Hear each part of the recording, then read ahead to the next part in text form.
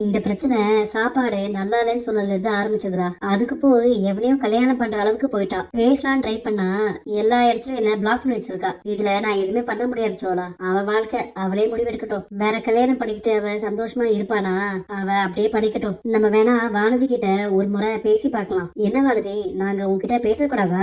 உனக்கும் பாண்டிக்கும் என்ன பிரச்சனை? அவன் என்ன எப்படி இன்சல்ட் பண்ணான்? நான் வேற கல்யாணம் பண்ணிக்கதான் போறேன். என்ன வானதி, விளையாடாதீங்க. கல்யாண விஷயத்துல யாராச்சும் விளையாடுவாங்களா? நான் நிஜமாவே கல்யாணம் பண்ணதான் போறேன். உங்க தம்பி என்ன எல்லாரும் முன்னாடியும் விட்டு கொடுத்து பேசுறாரு. டைம் கிடைக்கும் போதெல்லாம் என்ன இன்சல்ட் பண்ணிட்டே இருக்காரு. நீங்கெல்லாம் ஊர் போனதுக்கு அப்புறம் வீட்டுல இருந்த எல்லாரையும் நான் அவ்வளவு நல்லா பாத்துக்கிட்டேன். ஆனா அவன் என்னத்தம்மா சொன்னா, வீட்டுக்கு வந்து நான் அவனை டார்ச்சர் பண்ணேன்னு சொன்னான். என்ன டார்ச்சர் நினைக்கிறவன் கூட நான் எதுக்கு இருக்கணும்? கோவத்துல தப்பான முடிவு எடுக்கிற. பாண்டிய பிடிக்கலனா அவ கூட பேசாம இரு. ஆனா ஏன் இன்னொரு கல்யாணம் பண்ணிக்கிற? நீ சின்ன பொண்ணு, இன்னும் நிறைய படிக்க வேண்டியது இருக்கு, வேலைக்கு போகணும். இப்ப எதுக்கு கல்யாணத்தை பத்தி யோசிக்கிற? பாண்டி மேல இருக்க கோவத்துல வேற யாரையாச்சும் கல்யாணம் பண்ணி உனக்கு தானே கஷ்டம். அப்புறம் இவ்ளோ பேசுறீங்களே, நீங்க எப்ப கல்யாணம் பண்ணீங்க? காலேஜ் முடிஞ்ச உடனே தானே?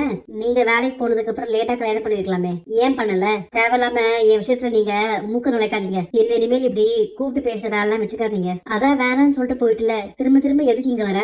நாம தான் பேசிக்க வேண்டாம்னு முடிவு பண்ணிட்டோம்ல, அப்புறம் எதுக்கு தேவையில்லாம தூது அனுப்புற?